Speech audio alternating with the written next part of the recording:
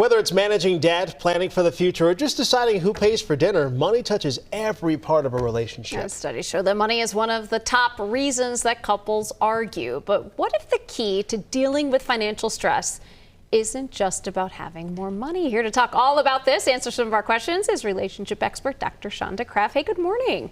Good morning. We hear this all the time. Money is the biggest thing because people come into a relationship, I think a lot of times with different ideas about spending or saving or just finances in general.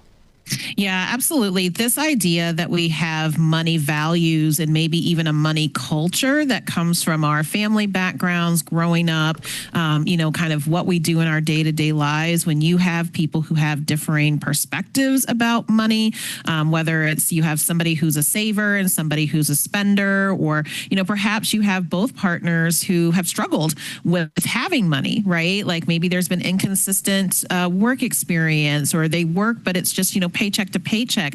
Talking about money can be very difficult in those situations. It's a reality, and it's a reality that for many people is pretty conflictual to be able to talk about. Absolutely. So let's say you're in a relationship and you're starting to notice some of that financial stress. How do you deal with that in a healthy way?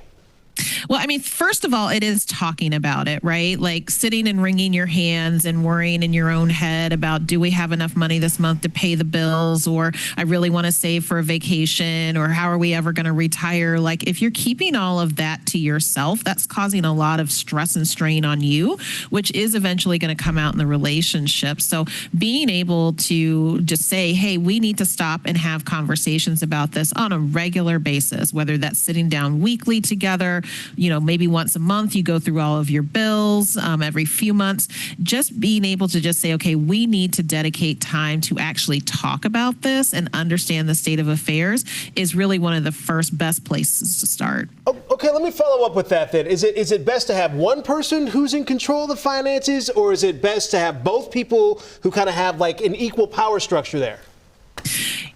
I think of both and, right? Like there are some people who will say, I'm really good with money or I'm really bad with money, right? And sometimes that's about math. Like they literally just don't want to balance their checkbook or look at and open statements and bills because of the anxiety that it brings. There are some people who are really like, yes, I know how to set a budget. And so it's really about playing to the strengths in your relationship.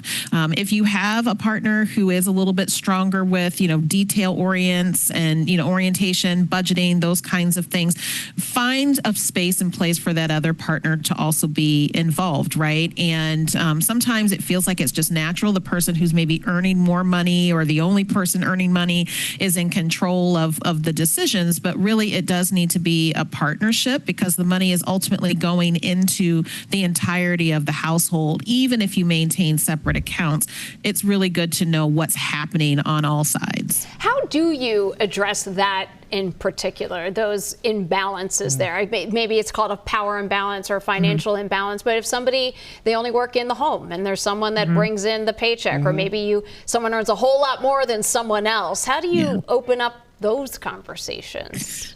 Talking honestly and talking about, okay, what are my financial obligations? Oftentimes, if you have a situation where it's intentionally that one person is working in the home and the other person isn't, that's an opportunity to talk about, okay, well, what does this mean for us, right? Like if you are going to be the person that is not working outside of the home, or you're going to work part-time, or you're going to do gig work, and I'm going to work full-time and bring in the majority of the money, having those real intentional discussions about, okay, well, what else does that entail?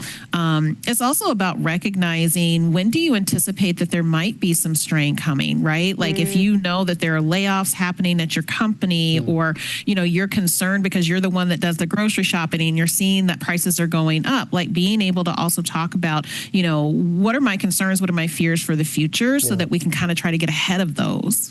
Definitely, but it starts with having the conversation. That's where it starts. Dr. Craft, as always, we appreciate you. Thanks for joining us. Thank you. Have a great day.